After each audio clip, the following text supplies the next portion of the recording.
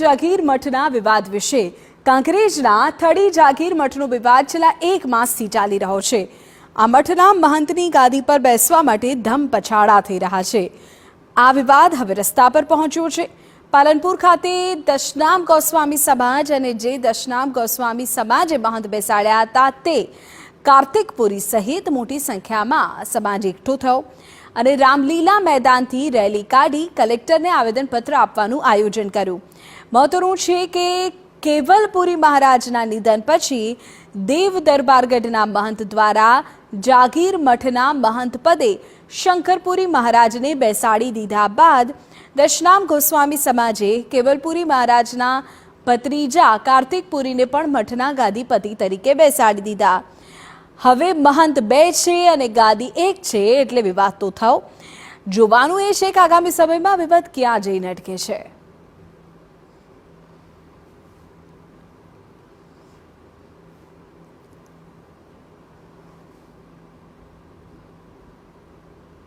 જાગીર મઠનો વિવાદ છેલ્લા 1 માસથી ચાલી રહ્યો છે।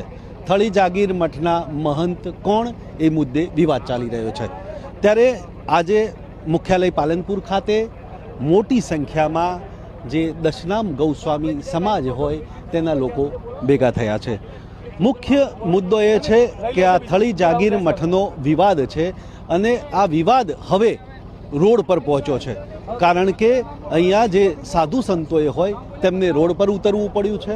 આજે એક ધર્મ રેલી નીકાળવાના છે અને કલેક્ટરને રજૂઆત કરવાના છે। શા માટે આ લોકોએ રોડ પર ઉતરવું પડ્યું છે તે તેમની પાસેથી જાણીશું।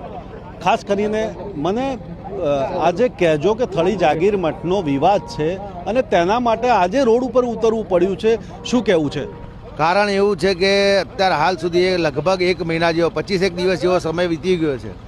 25 દિવસની અંદર ગુજરાતના વિવિધ તાલુકાઓની અંદર જિલ્લાઓની અંદર દશનામ ગોસ્વામી સમાજ અને આ સેવક પરિવાર કે જે થળી જાગીર મઠના કેવલપુરી મહારાજના આરાધકો છે, જે સેવકો છે, એમણે અલગ અલગ જગ્યાએ વિવિધ જગ્યાએ જિલ્લાઓમાં તાલુકાઓની અંદર આવેદનપત્ર આપી પોતાનો રોષ વ્યક્ત કર્યો હતો અને આજ દિન સુધી એની કોઈ અસર ના થઈ હોય એમ હજુ સુધી કલેક્ટરોએ અને મામલતદારશ્રીઓ હજુ સુધી એના પર કોઈ એક્શન લીધેલ ન હોય।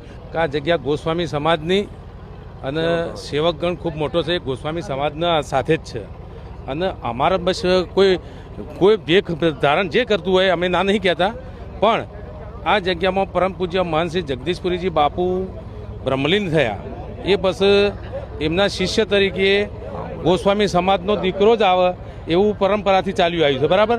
અને એના નિમિત્તે અમે કાર્તિકપુરીજી મહંતશ્રીને અમે નિમેલા છે અને એ અનુસંધાનમાં આ બળદેવનાથજીના અને જે બીજા જે તે કોઈ છે એમને રબારી સમાજનો એમ કે જે આજ કોઈને જાણ કર્યા વગર સીધા મન તરીકે બિહાર્યા, જાણ કરીને બિહારે કોઈ સવાલ જ નહોતો, પણ કોઈ બાપુના પાછળ કોઈ સારી એવી જે પાછળની જે ક્રિયા થાય એમાંનો 0% કરી અને ફટાફટ 1:30 વાગ્યાની અરસામાં એમને સમાધિ અર્પણ કરી દીધી। એ અમારા ગોસ્વામી સમાજની રીત રિવાજ મુજબ બિલકુલ વિરુદ્ધમાં હતું અને કોઈને પૂછ્યા વગર આ સમાધિનું જે તે કંઈ કર્યું, ભગવું વસ્ત્ર પણ ધારણ કર્યું નહીં એમના સાથે।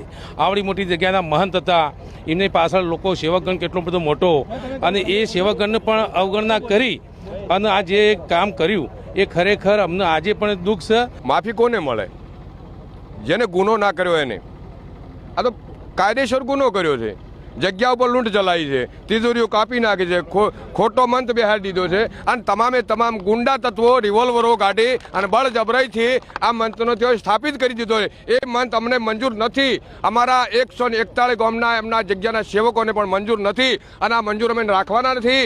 ભલે અમારે પછી ગમે તે સ્વરૂપ ધારણ કરવું, ભલે અમારા બલિદાન થઈ જાય, એની અમને પરવા નથી। હર હર મહાદેવ। જે પ્રકારે આ થળી જાગીર મઠનો વિવાદ છે અને આ વિવાદ હવે રોડ પર પહોંચ્યો છે, ત્યારે આ વિવાદ રોડ પર પહોંચ્યો છે અને આગામી સમયમાં આ વિવાદ ક્યાં જાય છે તે જોવું રહ્યું। અતુલ ત્રિવેદી, TV9 બનાસકાંઠા। સમાચાર